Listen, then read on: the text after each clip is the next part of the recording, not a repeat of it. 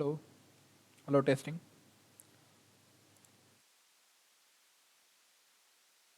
Okay.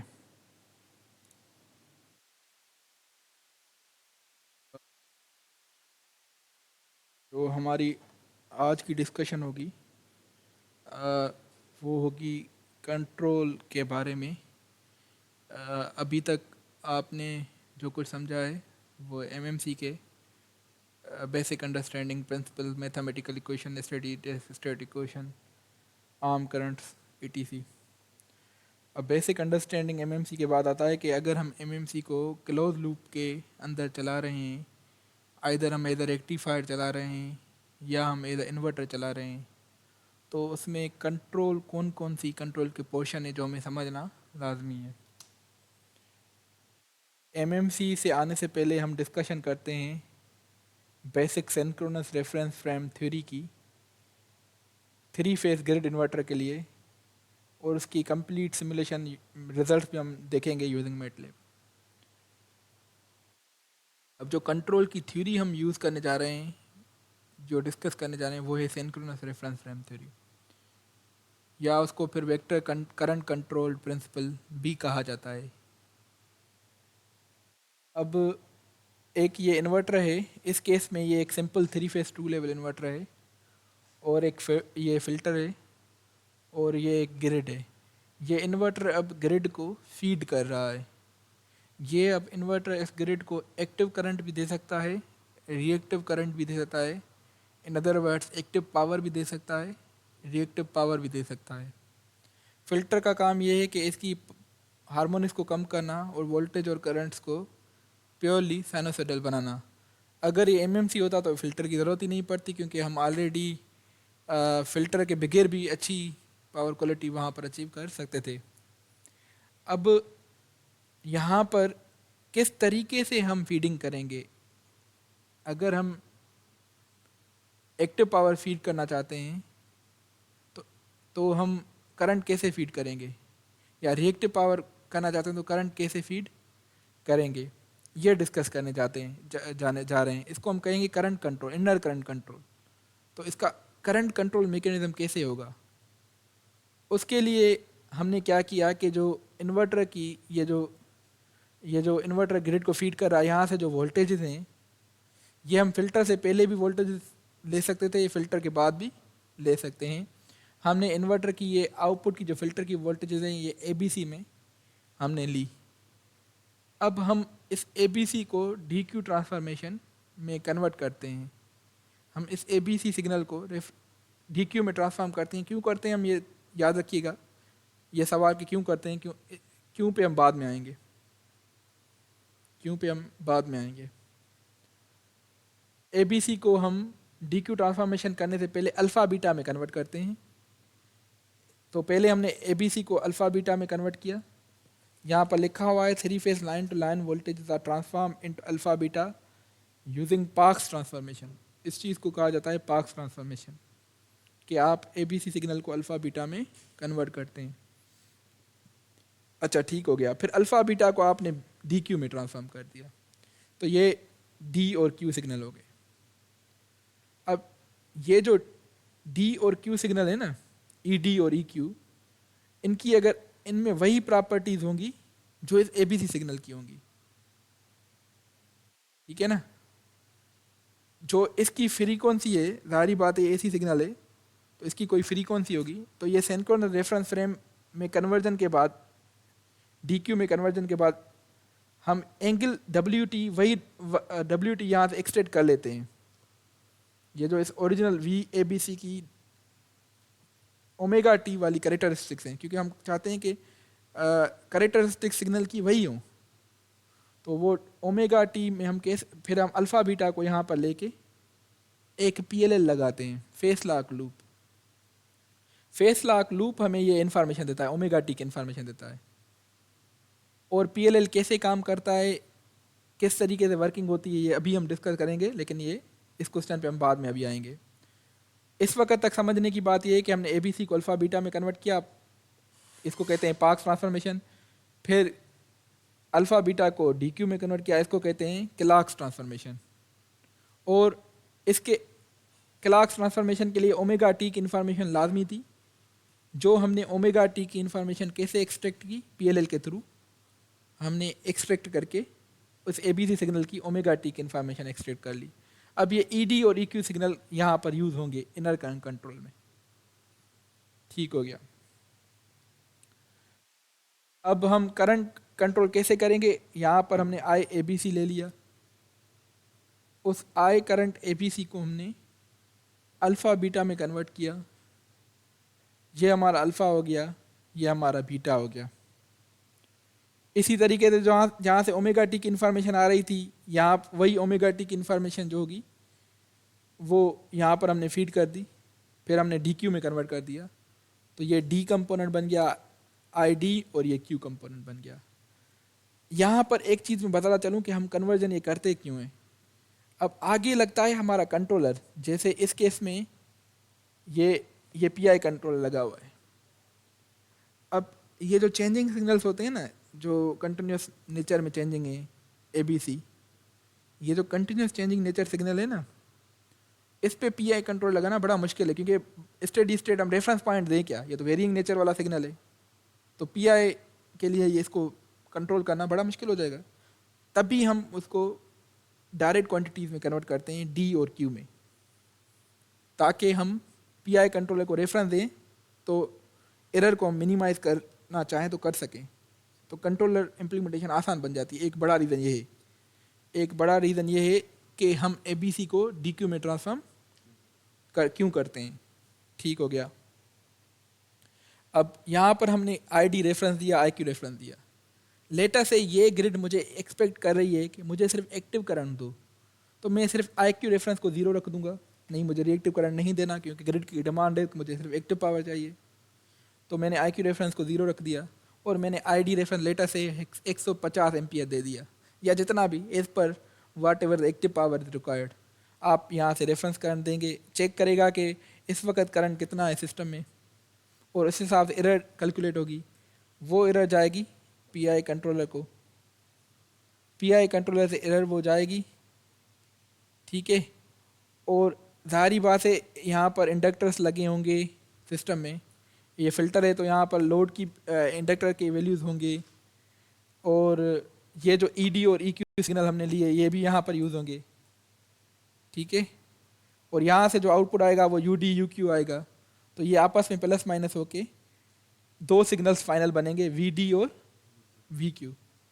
अब ये जो वी डी और वी क्यू सिग्नल्स हैं ये डी क्यू सिग्नल्स हैं, लेकिन हमें दोबारा अब इस डी क्यू को वापस ट्रांसफॉर्म करना होता है ए बी सी में।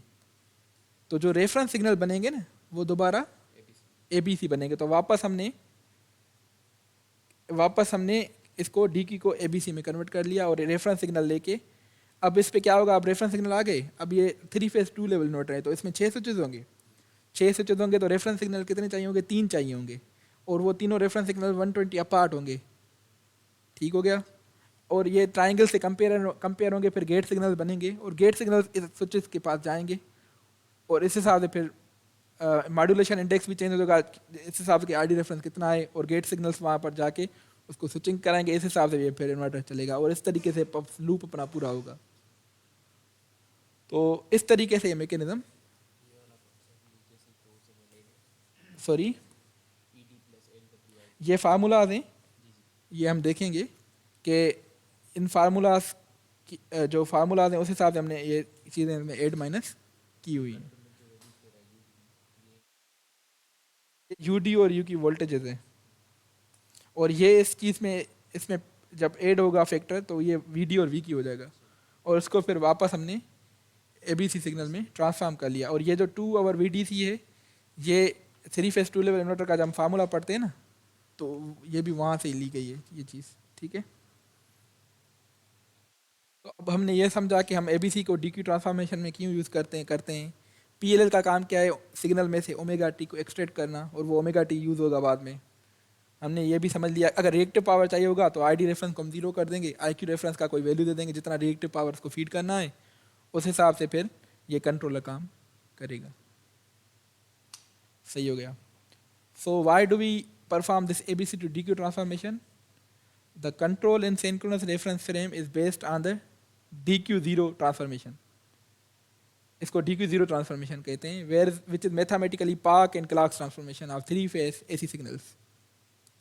The mathematical operation are given in appendix A with a more thorough explanation. The benefit of this technique is to transform continuous alternating signals such as voltage and current into a reference frame that rotates with the frequency of the AC signals. तो omega T की information तभी हमने ली कि जो transform हो के होंगे signals वो भी क्या रोटेट करेंगे उसी फ्रीक्वेंसी पे. This effectively means that AC signals can be viewed as DC signals. D और क्यू डीसी सिग्नल में हम व्यू कर रहे हैं. Porting the three phase AC properties वही है such as phase and magnitude. और phase and magnitude omega T वाली इन्फॉर्मेशन तभी हमने एक्सट्रैक्ट की. And possible unbalances. The DQ0 sequence is represented in the DQ plane where the D-axis represents the real quantity, D-axis real quantity को show करेगा and Q-axis imaginary quantity. यहाँ पर मैं एक चीज़ आपको बताना चलूँ, मैंने अभी भी कहा कि अगर एक्टिव करंट को एक्टिव पावर को फीड करना होगा तो D कंपोनेंट को, एक्टिव पावर को करंट कंट्रोल करना होगा तो D कंपोनेंट को रियल क्वांटिटी. अगर रिएक्टिव पावर को कंट्रोल करना होगा तो Q कंपोनेंट को हम करेंगे रिएक्टिव कंपोनेंट को, इमेजिनरी क्वांटिटी को. तो इसको तभी कहते हैं कि सिंक्रोनस रेफरेंस फ्रेम का थ्योरी का बड़े में बड़ा एडवांटेज, या वेक्टर करंट कंट्रोल भी मैं इसको कह सकता हूँ, SRF इसको कहा जाता है, सिंक्रोनस रेफरेंस फ्रेम या DQ0 ट्रांसफॉर्मेशन. इन तीनों चीज़ों एक ही नाम है. बड़े में बड़ा फ़ायदा यही है, बड़े में बड़ा एडवांटेज ये है कि इंडिपेंडेंट कंट्रोल ऑफ पावर हो सकता है. एक्टिव और रिएक्टिव पावर को आप इंडिपेंडेंट कंट्रोल कर सकते हैं. पहले वाला जो मेथड था ना जो यूज़ होता था उसमें ये होता था कि डिपेंडेंसी होती थी सिग्मा एंगल पे और थीटा पे. अब एक्टिव पावर को चेंज कर देते तो रिएक्टिव भी चेंज होता था, रिएक्टिव को चेंज करते तो एक्टिव पावर को भी चेंज होता था. इंडिपेंडेंट कंट्रोल नहीं था. ये बड़ा मसला था पुरानी कंट्रोल थ्योरीज का. लेकिन इसमें ये प्रॉब्लम हल हो गया. Alright.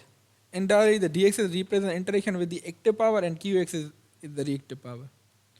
The implementation of DQ vector control requires the three-phase currents and voltage in natural reference frame to be transformed into rotating DQ reference.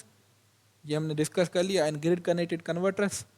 The DQ frame is rotating frame synchronized with the rotating magnetic field by transforming three-phase sinusoidal voltage and current ABC natural reference frame into DQ frame.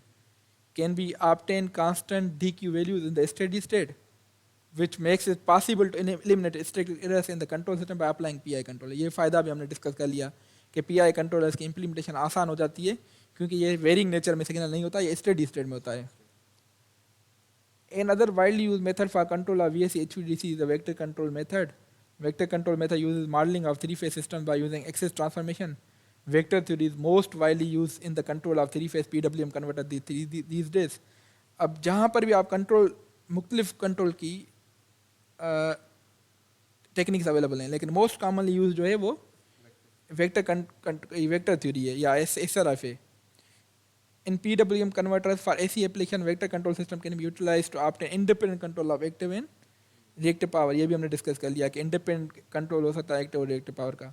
One of the most advantages characteristics of vector control is that vectors of AC currents and voltages occur as constant vectors in steady state, and hence static errors in the control system can be avoided by using PI current and finally in hysteresis control current controller. This method used for pulse generation and current control VSC. Okay. All right. A transformation from three-phase stationary coordinate system to two-phase alpha beta. पहले हम alpha beta में convert करते हैं, फिर alpha beta को DQ में. Clark inverse Clark transformation are used to convert the variables. Example: phase values of voltage and current into stationary alpha beta reference frame and vice versa. Similarly, Park inverse Park transformation convert the values from stationary alpha beta reference frame to synchronously rotating DQ frame and vice versa. हम vice versa भी कर रहे थे. हमने वापस दोबारा जब उसको फीड किया रेफरेंस सिग्नल तो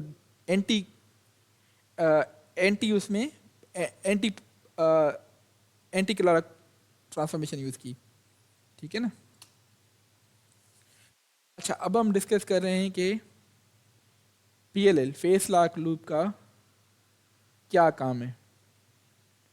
देखें ये जब डी क्यू ट्रांसफॉर्मेशन हमने की अल्फ़ा बीटा से, ये उसका मैथमेटिकल फाइनल एक्सप्रेशन है। ये कहाँ से आया उसके लिए हमें सारी डेरिवेशन देखनी पड़ेगी। फिलहाल हम उस पर फोकस नहीं कर रहे हैं, हम फोकस इस चीज़ पे कर रहे हैं कि हम जब अल्फ़ा बीटा को हमने जब डी क्यू में ट्रांसफॉर्म किया तो यहाँ पर एंगल की इन्फॉर्मेशन थीटा टी इन्वॉल्व है। Vectors x D of T and x Q of T represents currents, ये करंट्स हैं। Where x d of t is the current which gives required power to DC bus, active power. X q of t is the current which defines reactive power condition. This transformation gives excellent controlling possibilities. A correct transformation requires an exit value of angle theta of t to decouple the components for independent power control. ये बहुत important point है कि ये लाजमी है कि transformation अगर आप चाहते हैं कि सही तरीके से हो तो आपको सही तरीके से एंगल की इन्फॉर्मेशन एक्सट्रैक्ट होनी चाहिए। अदरवाइज सही तरीके से ट्रांसफॉर्मेशन अगर नहीं होगी तो आपका सही तरीके से एक्टिव पावर फीड ही नहीं होगा, सही तरीके से रिएक्टिव पावर फीड ही नहीं होगा, सिस्टम में आपकी रिक्वायरमेंट सही तरीके से चलेंगी नहीं। और इसी को लेके आगे आप जब रिसर्च करेंगे तो आपको पता चलेगा कि जब ग्रिड में इम्बेलेंस आ जाती हैं, ग्रिड में जब मसले आ जाते हैं तो इस एंगल थीटा को ट्रैक करना डिफ़िकल्ट हो जाता है। तो हम अपने कंट्रोलर्स को फिर इन्हेंस भी करते हैं, इम्प्रूव भी करते हैं कि भाई नहीं, तुम्हें एंगल को पकड़ के रखना है, एंगल को सही तरीके से ट्रैक करना है। अगर एंगल में एरर आ गई तो मसला आ गया। तो इसको ट्रैकिंग, प्रॉपर ट्रैकिंग लाजमी है। ये बात क्लियर हो गई। और ये किसका ज़िम्मा है? ये ज़िम्मा है PLL का। The angle theta is given as, ये थीटा एंगल निकालने का तरीका है tan inverse v beta over v alpha, where v alpha v beta voltages are in alpha beta reference frame. The value of the angle theta is computed by using a synchronization technique, namely PLL. The phase lock loop or PLL is used to synchronize the turning on and off of the power devices, calculate and control the flow of active and reactive power by transforming the feedback variables to a reference frame suitable for control purpose. अब PLL का एक काम ये है, ये बात बहुत important है, समझनी चाहिए कि PLL का काम ये है कि आपको रेफरेंस एक्टिव करंट देना। क्योंकि आप एक्टिव पावर फीड कर रहे हैं ना, तो आपको रेफरेंस एक्टिव करंट होना चाहिए। अगर आप रिएक्टिव पावर फेस फीड कर रहे हैं ना, तो आपको रेफरेंस रिएक्टिव करंट का रेफरेंस सिग्नल होना चाहिए। और रेफरेंस सिग्नल प्रोड्यूस करना किसका काम है? वो PLL का काम है। तो ये PLL आपको रेफरेंस एक्टिव करंट भी प्रोवाइड करेगा, रेफरेंस रिएक्टिव करंट भी प्रोवाइड करेगा। ये देखेंगे कैसे।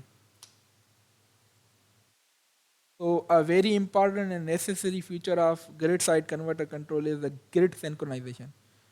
Other words में हम कह सकते हैं कि इसका काम है कि ग्रिड के साथ सिंक्रोनाइज करना। लाजमी चीज़ है ग्रिड सिंक्रोनाइजेशन। मैं इसको थोड़ा एक्सप्लेन करना चाहता हूँ कि जैसे देखें उस केस में हम क्या कहते हैं, इन्वर्टर को फीड कर रहे थे ग्रिड के साथ।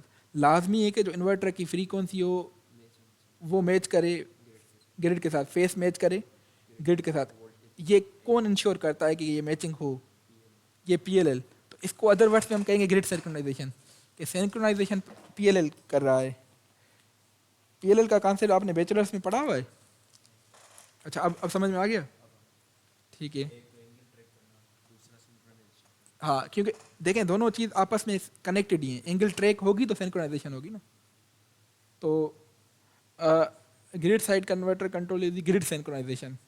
Synchronization algorithm is to detect the phase angle of the grid voltage in order to synchronize the delivered power। कि भाई लाइक मैं आपको और आसान लफ्ज़ों में समझाऊं कि एक ऐसी उसने देखा कि भाई ये साइन वेव है मेरी। अब ये मेरी साइन वेव है ना, तो अगर मैं एक्टिव पावर फीड करना चाहता हूँ ना, तो करंट और वोल्टेज की जो दोनों की वेवफॉर्म्स हो ना, वो ट्रैकिंग करें आपस में, उनमें फेस डिफरेंस ना हो। अगर रिएक्टिव पावर हो तो फिर फेस डिफरेंस हो। तो ये सिंक्रोनाइजेशन कौन प्रोवाइड करेगा? PLL। ठीक है। तो synchronisation able to detect phase angle of grid voltage in order to synchronise the delivered power. The purpose of this method is to synchronise the inverter output current with the grid voltage in order to obtain unity power factor. ठीक है। The inputs of PLL model are 3 phase voltages measured on the grid side. PLL को आप input signal कौन से देंगे? वो ABC voltages जो grid से आ रही हैं। और इससे आप आउटपुट क्या लेंगे? फेस एंगल थीटा या omega T. The PLL model is implemented in synchronous DQ reference frame. SRF frame में ये इम्प्लीमेंट होता है, where park transformation is used. The phase locking of the system is realised by adjusting Q axis voltage to 0। अगर आपको grid synchronisation करनी है ना, तो आप क्या करते हैं कि क्यू जो सिग्नल है ना, क्यू एक्सेस वाले को अगर यूनिटी पावर फैक्टर करना है, मुझे सिर्फ एक्टिव पावर फीड करना है, रिएक्टिव पावर फीड, तो क्यू कंपोनेंट को, क्यू एक्सेस वोल्टेज को क्या कर देंगे, जीरो। अब P I controller use for this purpose, इस पर्पज के लिए पी आई कंट्रोलर यूज होता है जो इस क्यू एक्सेस वाले एरर को क्या कर देता है, ज़ीरो। हम कैसे देखेंगे, कैसे, by integrating the sum between the P I output and the reference frequency the phase angle is obtained. अब हम ये भी स्टेटमेंट देखेंगे कि हम जो by integrating sum between P I output and reference frequency the phase angle is obtained, या आगे देखेंगे। ओके, अब ये देखें इन्वर्टर है और ये वोल्टेज है। Suppose we need to send active current to the grid, यहाँ पर हम ग्रिड को, ये इसको वोल्टेज को मैं ग्रिड कंसीडर कर रहा हूँ, एक्टिव करंट हम इसको भेजना चाहते हैं। सपोज हम एक्टिव करंट इसको भेजना चाहते हैं, तो अब यहाँ पर हम समझेंगे कि why do we need P L की ज़रूरत क्यों पड़ी। अब देखें, जब मुझे इसको एक्टिव करंट भेजना है तो ये वोल्टेज का सिग्नल है ग्रिड का, मैंने, अब लाजमी है कि जो करंट का सिग्नल हो वोल्टेज का दोनों इन फेज हो, तभी एक्टिव पावर फीड होगा। और अगर रिएक्टिव करना चाहते हैं तो लाजमी है कि वोल्टेज और करंट के बीच में 90 एंगल का फेज शिफ्ट हो। और ये चीज़ के कौन, ये रेफरेंस सिग्नल जनरेट करना, उसके लिए फिर अगर एक्टिव पावर फीड करना है तो रेफरेंस सिग्नल होगा ये, अगर रिएक्टिव पावर फीड करना है तो रेफरेंस सिग्नल होगा ये। और ये रेफरेंस सिग्नल्स कहाँ से आएंगे, ये पीएलएल से आएंगे। ये बात समझ में आ गई? तो उसी की ग्राफिकली इसने समझा दिया। If we need to send the active current to the grid, first we mark the grid side voltage, हमने ग्रिड साइड वोल्टेज को मार्क कर दिया, ये रेड वाली। Now the current which has to be sent should be in phase with the voltage. In order to send this current, we need to generate a reference signal, and that signal should be in phase with the actual voltage, and its magnitude should be between +1 and -1. Reference signal का जो magnitude होगा वो +1 और -1 के दरमियान होगा. So PLL is used to generate a signal, and that signal is used as a reference for the implementation of current controller. वो जो current controller आपने देखा उसमें ये reference signal use होगा, वो जो मैंने ID reference दिया था ना, ये in a grid connected inverter. Similarly, when we need to send reactive power to the grid, we use a PLL to generate a signal which is 90 degree out of phase with actual voltage. ये actual voltage से 90 degree out of phase. ये बात समझ में आ गई? PLL को implement करने के दो तरीके हैं. फर्स्ट मेथड ये है कि आपने ABC सिग्नल ले लिया, उसको अल्फा बीटा में कन्वर्ट कर दिया, फिर मैथमेटिक्स लगाई, एंगल यहाँ से निकाली. ये इसको अल्जेब्रिक मेथड कहते हैं. ये ओपन लूप मेथड है. ये इसमें मसला है, it can not withstand condition like अगर ग्रिड में हार्मोनिक्स आ गई एबीसी में, या ग्रिड में हार्मोनिक्स आ गई, नॉइज़ आ गया, सर्जेस आ गई, स्पार्क्स आ गई, तो ये एंगल ट्रिक सही तरीके से होगी नहीं. अगर एंगल ट्रिक सही तरीके से होगी नहीं तो एक्टिव पावर फीड होगा नहीं, सिस्टम कोलैप्स कर सकता है. तो this is not good. Drifting the angle की वजह से ये इसको हम फर्स्ट मेथड को प्रेफर नहीं करते. सेकेंड मेथड ये है जो हम यूज़ करते हैं मोस्टली. अब इसमें हमने एबीसी सिग्नल लिया, उसको अल्फ़ा बीटा में कन्वर्ट किया, अल्फ़ा बीटा के बाद उसको हमने फिर DQ में कन्वर्ट किया. अब हमें क्या करना है, देखें, हम चाहते हैं कि ये जो VD है, ये जो VQ, ये जो ग्रिड है और ये D कंपोनेंट ये आपस में अलाइन हो जाएं. PLL का काम ही यही है, ग्रिड सिंक्रोनाइजेशन करना. PLL का काम क्या है? ग्रिड सिंक्रोनाइजेशन तब होगी जब ये VD कंपोनेंट और V ग्रिड कंपोनेंट में एंगल का जो डिफरेंस है ना, ये एंगल, ये VQ, ये एंगल डिफरेंस ख़त्म हो जाए, तभी ये सिंक्रोनाइजेशन अचीव होगी. तो इसके लिए हमने VQ को क्या करना है, इसको ज़ीरो करना है. अग्रीड? तो एक PI कंट्रोल लगाना पड़ेगा जिसमें रेफरेंस हमने इसको ज़ीरो कर दिया. वो ज़ीरो जब हो जाएगा तो इसकी इंटीग्रेशन करेंगे हम, तो यहाँ से ओमेगा टी सिग्नल मिलेगा. अब ये अपडेटेड ओमेगा टी इसको हो जाएगा, ये अपडेटेड ओमेगा टी जिसमें एरर नहीं होगी. और यहाँ से फिर आप एक्टिव सिग्नल भी निकाल सकते हैं, रिएक्टिव सिग्नल भी निकाल सकते हैं. एक्टिव रेफरेंस सिग्नल यहाँ से निकल गया, रिएक्टिव रेफरेंस सिग्नल. अग्रीड? ये ब्लॉक समझ में आ गया? तो it is clear that D axis is not align with the grid voltage. तो in we have error VQ. Note omega T angle between D axis and alpha component. Now by using some control make in the PI we have to make error VQ zero. तो हमने VQ error को zero कर दिया. अब synchronisation achieve हो गई. अब हम कहेंगे कि भाई ये जो अपडेट ओमेगा टी है ना, इसमें ग्रिड सिंक्रोनाइजेशन की. तो अब हम समझ गए कि भाई PLL का काम है ओमेगा टी को टी एक्सट्रैक्ट करना पीएलएल का काम है, ग्रिड सिंक्रोनाइजेशन करना। हाँ भाई हमने ग्राफिकली भी देख लिया कि हाँ भाई ट्रैकिंग सिंक्रोनाइजेशन हो रही है। ऑल राइट, ये एक्टिव है component align in phase with alpha. ये reactive component align in phase with beta, ये बीटा कंपोनेंट के साथ अलाइन होता है, एक्टिव अल्फा के साथ अलाइन होता है। When we do the d-axis will get when the d-axis will get aligned with the grid voltage and error will become zero. Now phasor diagram shows vq is zero and omega t has changed to a new value. This omega t after making error zero can be used to generate active and reactive component. This is how we make a PLL for a grid connected inverter, a grid synchronization purpose. Agreed? Now as it can be seen, as long as PLL dq frame is positioned at theta g, ये omega T या theta G दोनों बातें की है, concept वही है, and is not properly aligned with V G alpha beta, the D Q decomposition of vector is going to result in a non zero Q component V G Q. वही बात कि जब तक अलाइन नहीं होगा error होगी। The P L L must दस increase और डिक्रीज ओमेगा ची स्पीड, इसको कम या ज़्यादा करना पड़ेगा, ओमेगा को कम या ज़्यादा करना पड़ेगा ताकि उस एरर को ये क्या करे, zero करे। This means that from a control perspective, the term VGQ can be used as an error signal, which when feed to PI control will lead to the creation of such omega g and theta g that will eventually set VGQ to zero. ये बात समझ में आ गई ना? Exactly, ताकि वो error क्या हो जाए, जीरो। तो ये ओमेगा जी चेंज होगा और थीटा जी ऐसा एडजस्ट करेगा कि वो VG एरर क्या हो जाए, zero हो जाए। All right. Based on this error, the PLL-PI control outputs a correction signal omega g, delta omega g, which is added to a constant pre-estimation vector angular speed. This provides the converter angular speed omega g and is integrated to produce updated version of theta g, which is fed back to alpha beta to dq block and produce a new VGQ. वही बात जो यहाँ पर हमने पढ़ी, ठीक है ना? ओके, वही ब्लॉक एक और पर्सपेक्टिव में कुछ और चीज़ें समझने की कोशिश करते हैं। एबीसी हमने ली, डीक्यू ट्रांसफॉर्मेशन कर ली, पीआई कंट्रोल लगाया, क्यू एरर को ज़ीरो किया, अपडेट ओमेगा बन गई, अपडेट थीटा आ गई। यहाँ पर इस मार्ड का काम क्या है? मार्ड का काम ये है, अगर ये मार्ड नहीं लगा होता ना तो ये ऐसे इंक्रीज होते होते होते होते इन्फिनाइट हो जाता है, ऐसे प्रॉपर सिग्नल हमारा नहीं होता। तो इस मॉड्यूलस का काम ये है कि इसको रेंज के अंदर रेस्ट्रिक्ट करना, ताकि इसको हम 2π के अंदर रेस्ट्रिक्ट करना कि सिग्नल जैसे सही तरीके से हमारा एक्सट्रैक्ट हो, सही तरीके से थीटा एक्सट्रैक्ट हो। ये मॉड का कॉन्सेप्ट समझ में आ गया? यहाँ पर इंटीग्रेशन के बाद जो आएगा वो थीटा आएगा। ओमेगा की जब आप इंटीग्रेशन करते हैं यू गेट थीटा। हाँ, 1/s इज इंटीग्रेशन।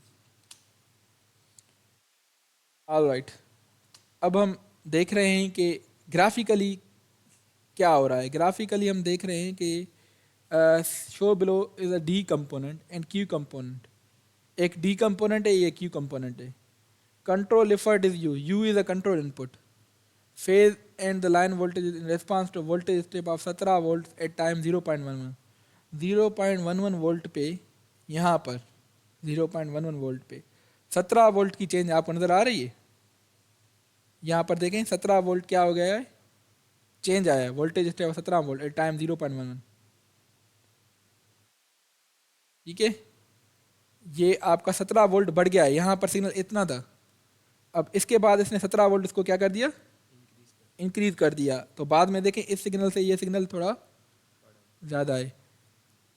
ठीक है, अब पीएलएल का कॉन्सेप्ट याद रखें। पीएलएल का काम ये है कि अगर ग्रिड की वोल्टेजेस में या ग्रिड के फेज़ में या ग्रिड की फ्रीक्वेंसी में कोई भी चेंज आए तो कंट्रोलर अपना काम करे, नई थीटा जी बने, नई ओमेगा टी बने, जो ये इंश्योर करे कि ग्रिड सिंक्रोनाइजेशन, अब वो अपडेटेड जो पैरामीटर्स ग्रिड हैं उसके साथ सिंक्रोनाइज हो जाए।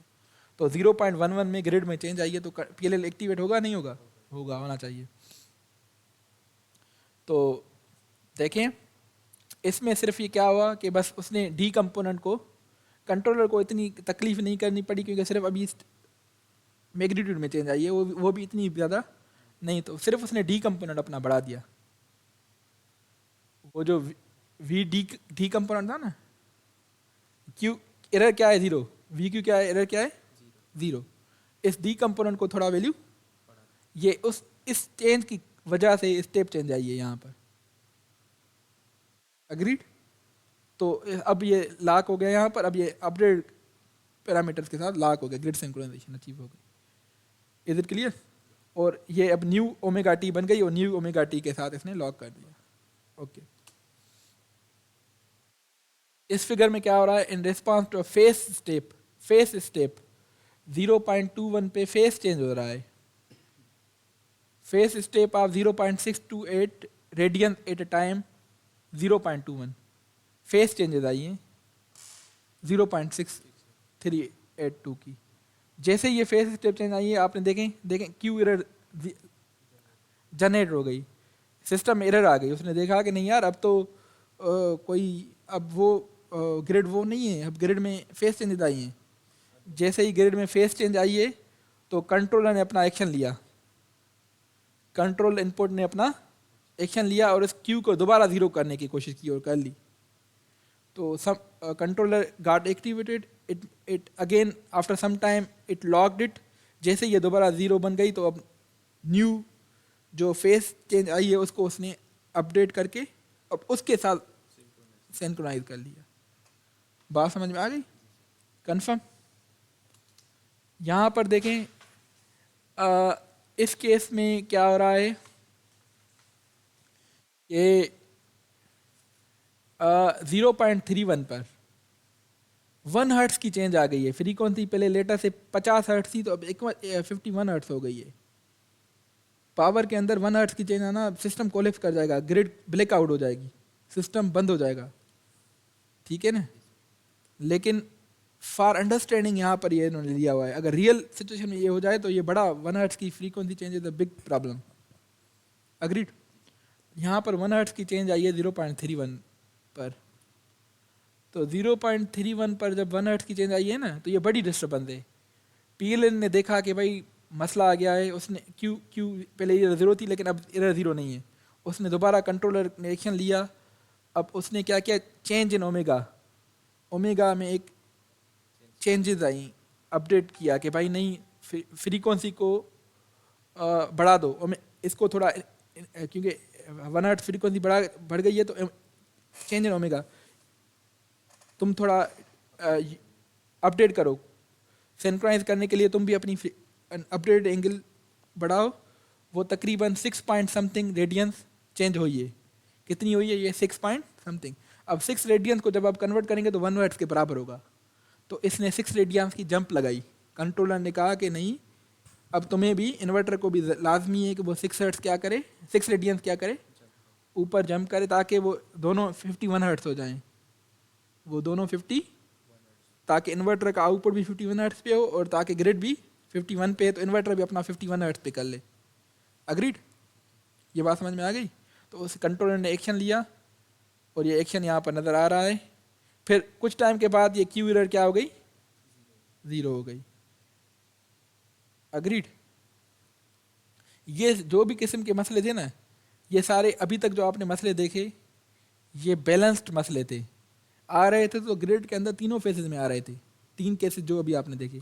व्हाट इफ अगर कोई ऐसा मसला आ जाए जो अनबैलेंस्ड हो, किसी एक फेज में आ जाए। जैसे इस केस में एक फेज के अंदर 10% वोल्टेज का ड्रॉप आ गया है।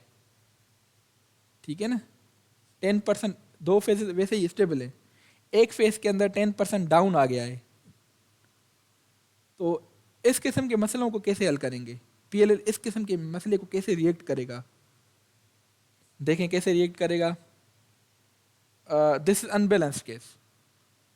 Because of this unbalance you are getting second harmonic in D and Q axes. D में देखें ऑसिलेशन थोड़ी बहुत आ रही है नज़र। क्यू में भी थोड़ी बहुत ऑसिलेशन आ रही हैं। क्यू एरर ज़ीरो ही है लेकिन इसके अंदर एक सेकंड हार्मोनिक आपको नज़र आ रहा होगा, ऑसिलेशन ये सेकंड हार्मोनिक। इसकी अगर अंदर आप एफएफटी करेंगे तो आपको मिलेगा सेकंड हार्मोनिक। ठीक है? इसमें इस पे भी इसकी एफएफटी डी कंपोनेंट करेंगे आपको मिलेगा अंदर सेकंड हार्मोनिक। ठीक है? What you would like to do in this case for QX is to maintain the average voltage at 0। अब आप चाहेंगे कि एवरेज वोल्टेज की 0, जितना ये ऊपर जाए उतना ही नीचे जाए। ताकि एवरेज वोल्टेज क्या हो, इस केस में एवरेज वोल्टेज ज़ीरो ही है, तो गुड इनफ, सिंक्रोनाइजेशन प्रॉपर है, I am happy enough, PLL को कोई मसला नहीं होगा। हालांकि ये अनबैलेंस किस्म का मसला है, लेकिन फिर भी पीएलएल ने सक्सेसफुली इसको सॉल्व कर लिया। AC component will be there in Q due to unbalance, but its average must be 0 to stay locked. AC component होगा, उसमें कोई हमें एतराज़ नहीं है उसमें हमें कोई भी, हम ये नहीं कह रहे कि AC component नहीं है भाई, AC component तो इसमें है। ये पहले की तरह नहीं है कि अब इसमें एक स्ट्रेट लाइन DC हो, ये नहीं है, इसमें कुछ ना कुछ AC component है। तो कुछ ना कुछ AC component है मीन्स इसको कुछ ना कुछ बेहतर कर सकते हैं हम, कोई और मेथड भी अप्लाई। अब दूसरा मेथड ये है कि आप ABC को 3 कंपोनेंट्स में ब्रेक करो, पॉजिटिव सीक्वेंस, नेगेटिव सीक्वेंस और जीरो सीक्वेंस। अब उसमें से देखें, there may be some other better way, just like extracting 3 phase voltage into positive sequence, negative sequence, zero sequence. Grid को आप 3 कंपोनेंट में ब्रेकअप कर लो and lock on to positive sequence, और पकड़ कौन सा लो, positive. Unbalance will show in zero sequence, unbalance आपका शो होता है जीरो सीक्वेंस में, जैसे जमशेद साहब ने बताया कि अनबैलेंस शो होता है जीरो सीक्वेंस में और नेगेटिव सीक्वेंस में। जब भी अनबैलेंस होगा वो किस में शो होगा, जीरो में और नेगेटिव में। पॉजिटिव में उसका इफेक्ट नज़र नहीं आएगा। Depends on, unbalance will show in zero sequence, negative depends on how bad your imbalance is. जितना ज़्यादा इम्बैलेंस होगा उतना नेगेटिव सीक्वेंस बढ़ेगा। यहाँ पर अब और हमें बात समझ में आ गई कि जितना डिफरेंशियल वोल्टेज, जितना इन दोनों अपर आर्म वोल्टेज में, जितना लेग टू लेग वोल्टेज में डिफरेंस ज़्यादा आएगा पोटेंशियल डिफरेंस वोल्टेज का, उतना नेगेटिव सीक्वेंस कंपोनेंट बढ़ेगा। ये पॉइंट उसको वैलिडेट कर रही है, हमारे कॉन्सेप्ट को फर्दर इंप्रूव कर रही है। अग्रीड? हाउ, जितना इम्बैलेंस ज़्यादा होगा उतना ये नेगेटिव सीक्वेंस कंपोनेंट ज़्यादा होगा। And what type of imbalance it is, और किस टाइप का इम्बैलेंस है, इस पर भी डिपेंड करता है। Your positive sequence will always be balance and you will get rid of this oscillation in Q, and this is better way to do it. तो ये आप करेंगे तो ये इससे बेहतर पीएलएल बनेगा। इस केस में हाँ, हाँ उसमें ये ऑसिलेशन नहीं आएगी। उस ये तो दूसरा मेथड है। फर्स्ट वाले में एवरेज तो क्यू की एवरेज जीरो ही है, सिर्फ AC कंपोनेंट है। अगर हम चाहें कि ये AC कंपोनेंट भी ना आए तो दूसरा मेथड ये है कि इसमें कहाँ पर, क्यू में, हाँ हाँ हाँ अग्री। सेकंड केस में, हाँ फर्स्ट केस में इसका एवरेज निकालेंगे तो ये जीरो ही है इससे।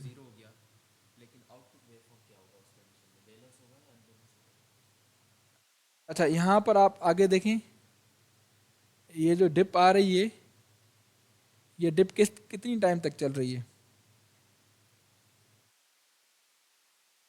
ये डिप कितनी टाइम, इसका मकसद ये होगा कि अगर ये अनबैलेंस आ गया है ना, इसका पीएलएल का काम ये है कि अगर ये अनबैलेंस यहाँ चलता रहेगा ना, ये डिप होगी ना, उसको एक फेज में वो भी डिप दे देगा, उसके साथ सिंक्रोनिज्म कर देगा। इसका काम ये पीएलएल का हरगिज़ ये नहीं है कि इस डिप को ख़त्म करना, कर ही नहीं सकता। इस डिप को ख़त्म करना इज़ नॉट द ऑब्जेक्टिव। जो भी ग्रिड की वोल्टेज है उसके साथ सिंक्रोनाइज होना is the objective. Is it clear? बात समझ में आ गई है? ओके। अगर हम इसको मेटले में बनाएं तो कैसे बनाएंगे? अब यही थ्योरेटिकल चीज़ें मेटले में, एक AC फेस वोल्टेज सोर्स पकड़ लिया, मेजरमेंट कर ली, उसको अल्फ़ा बीटा में कन्वर्ट कर लिया। ये ऊपर वाला अल्फ़ा है, ये बीटा है, ऊपर वाला अल्फ़ा है, ये बीटा है। यहाँ तक अग्रीड है? फिर हमने क्या किया, इस अल्फ़ा बीटा को, तीसरा जीरो कंपोनेंट भी होता है, DQ में कन्वर्ट कर दिया। ठीक है, हम यही करते हैं ना, ABC वोल्टेज को क्या करते हैं, पहले अल्फ़ा बीटा फिर DQ। ठीक है, DQ में कन्वर्ट करने के बाद ऊपर वाला D कंपोनेंट, नीचे वाला Q कंपोनेंट को ज़ीरो कर दिया। PLL बना रहे हैं, इसको ज़ीरो कर दिया। PI कंट्रोल लगा दिया जो ज़ीरो करेगा, इंटीग्रल लगा दिया, यहाँ से ओमेगा की इन्फॉर्मेशन आएगी, ये ओमेगा की इन्फॉर्मेशन वापस फीडबैक होती है, हो रही है, वेरी गुड। यहाँ से दो रेफरेंस सिग्नल निकलेंगे, एक साइन होगा, दूसरा कॉस होगा। ये एक्टिव सिग्नल देगा, ये रिएक्टिव सिग्नल देगा। ये एक्टिव सिग्नल अल्फ़ा के साथ अलाइन होगा, ये बीटा सिग्नल रिएक्टिव के साथ अलाइन होगा। ये हमने थ्योरेटिकली पढ़ लिया। अग्रीड? ये अल्फ़ा, अब ये है हमारा ये है रिएक्टिव सिग्नल और बीटा, ये है एक्टिव सिग्नल और अल्फा। ठीक है, अब ये ओसिलोस्कोप पे हम रिजल्ट देख रहे हैं कि क्या अल्फा बीटा क्या वाकई एक्टिव सिग्नल और अल्फा आपस में अलाइंड है, क्या वाकई रिएक्टिव सिग्नल और बीटा आपस में अलाइंड है। Let's see the results. पहला ग्रिड वोल्टेज देखें, ये ग्रिड की वोल्टेजेस हैं। क्यू सिग्नल पीएलएल ने जीरो कर दिया, हाँ भाई जीरो कर दिया, that means PLL is working fine because Q red is zero. हाँ भाई अल्फा और बीटा आपस में 90 डिग्री का डिफरेंस है, हाँ भाई है, होना चाहिए 90 डिग्री फेस आउट होना चाहिए, क्योंकि इसका काम है एक्टिव करंट फीड करना, इसका काम है, तो ये 90 डिग्री का फेस डिफरेंस नज़र आ गया, वेरी गुड। क्या भाई अल्फा एंड एक्टिव सिग्नल आपस में अलाइंड है, हाँ भाई अलाइंड है, अलाइंड है। ये रेफरेंस सिग्नल है, ये अल्फा सिग्नल है। अब भाई इसका मैग्नीट्यूड +1 से -1 है, हाँ भाई +1 से -1 है। अच्छा ये अल्फा सिग्नल है, ठीक है। हाँ भाई ये बीटा है और ये क्या ये आपस में अलाइंड है, हाँ भाई अलाइंड है। क्या बीटा सिग्नल +1 से -1 है, हाँ भाई +1 से -1 है। थ्योरी प्रूव हो रही है। अच्छा ये जो आपने सारी चीज़ें देखी, अगर इसको मैं एक ब्लॉक में समंदर को कूजे में बंद करूँ तो ये कूजा है, एक आईडी सिग्नल या आईक्यू सिग्नल, पीआई कंट्रोलर, वापस दोबारा से सारा कुछ होके वापस एबीसी सिग्नल रेफरेंस सिग्नल बनेंगे। ऐसा ही हो रहा था, ओके। तो ये सारी चीज़ें अब आप समझ गए, ये सारी चीज़ें आप समझ गए कि ये गेम कैसे चल रही है। यहाँ से दोबारा पीडब्ल्यूएम सिग्नल आके वापस इन्वर्टर को फीड कर दिए। अब हम एक एग्जांपल देख रहे हैं जिसमें ये फीडिंग कर रहे हैं। लाइक 100 किलो वोल्ट केवीए का एक सिस्टम है, 800 वोल्ट डीसी सिस्टम है, डीसी है, 10 किलो वाट स्विचिंग फ्रीक्वेंसी है। एक इन्वर्टर है जो इस ग्रिड को फीड कर रहा है, ये फिल्टर लगे हुए हैं, ठीक है, ये फिल्टर लगे हुए हैं। ये वो वोल्टेज हैं जो आपको पकड़ने हैं और इसको V R V Y V B को पहले अल्फ़ा बीटा में कन्वर्ट करना है, फिर डी क्यू में, और ये करंट्स को फिर अल्फ़ा बीटा और फिर डी क्यू में। याद आ गया, सिस्टम समझ में आ गया, ऑल राइट। तो फिर पहले alpha V R V Y को अल्फ़ा बीटा में कन्वर्ट किया, फिर डी क्यू में कन्वर्ट किया, ये डी क्यू आ गए। फिर I R I Y I B को अल्फ़ा बीटा में पहले कन्वर्ट किया, फिर डी क्यू में कन्वर्ट किया, ये डी क्यू आ गए। अच्छा वेरी गुड। यहाँ पर फिर आपने अल्फ़ा बीटा को पीएलए लगा दिया, अल्फ़ा बीटा को डी क्यू में कन्वर्ट कर दिया, क्यू कंपोनेंट 0 कर दिया, पीआई लगा दिया, यहाँ से ओमेगा टी की इन्फॉर्मेशन फीडबैक कर ली। अग्रीड यहाँ तक? अच्छा आ जाए connecting current inverse transformation, connecting inverse transformation blocks. वापस ये जो ई डी ई क्यू है, सॉरी पहले हम यहाँ थे, फिर connecting current control, current control active current यहाँ से आप देंगे रेफरेंस करंट कितना चाहिए एक्टिव पर, अभी रिएक्टिव पावर फीड नहीं कर रहे, आप एक्टिव पावर फीड करें तो यहाँ से आपने एक्टिव करंट दे दिया कि मैं इतना करंट फीड करो, पीआई उस हिसाब से एरर देखेगा, करेगा, ईडी जनरेट होगी, उस हिसाब से ईक्यू जनरेट होगी। अग्रीड? रिएक्टिव करंट तो इसको चेंज करेंगे, एक्टिव करंट तो इसको चेंज करेंगे। फिर वापस इस ईडी को ईडी क्यू को क्या करना है, एबीसी में कन्वर्ट करना है, रेफरेंस सिग्नल में। हाँ भाई वाकई D Q to ABC transformation हो रही है, रेफरेंस सिग्नल्स बन गए। वापस इन रेफरेंस सिग्नल्स को ट्राइंगल से कंपेयर करके गेट सिग्नल्स बनाने हैं, और वो गेट सिग्नल्स 6 होंगे। एक ऊपर वाले को जाएगा, उसका नाट नीचे वाले को, ऊपर वाले को, फिर नाट नीचे वाले को, ऊपर नाट नीचे वाले को, 6 गेट सिग्नल्स बन गए। 3 सिग्नल और 3 उसके फिर नाट, वो उसको गेट सिग्नल्स बन गए। ये पूरा सिस्टम अब हमने एक ही पिक्चर में दिखाना चाहा तो ऐसे देख लिया हमने। और अगर आप मज़ीद चाहें तो ये जो मैंने सारी पिक्चर ली हुई हैं एक वीडियो से ली हुई हैं, वो आप नेट पे आपको उसका वीडियो मिल भी जाएगा। अब रिजल्ट देखें, वोल्टेज और करंट आपस में जब एक्टिव करंट फीड कर रहे हैं तो वाकई एक्टिव करंट फीड हो रहा है, क्योंकि वोल्टेज और करंट आपस में क्या है, फेज में हैं। अगर मैं इनको एक ही फिगर में लेना चाहूँ तो वाकई फेज में फीडिंग हो रही है। अग्रीड? अगर मैं यहाँ पर मैंने एम्पलीट्यूड चेंज कर दिया तो एम्पलीट्यूड चेंज भी मैं कर सकता हूँ। करंट की हार्मोनिक देखें बहुत कम है। अग्रीड? तो यहाँ पर अब चीज़ों को वाइंड अप कर रहे हैं, फिर नेक्स्ट लेक्चर हम कल कंटिन्यू करेंगे। अब आप इसको रिवीजन ज़रूर कीजिएगा।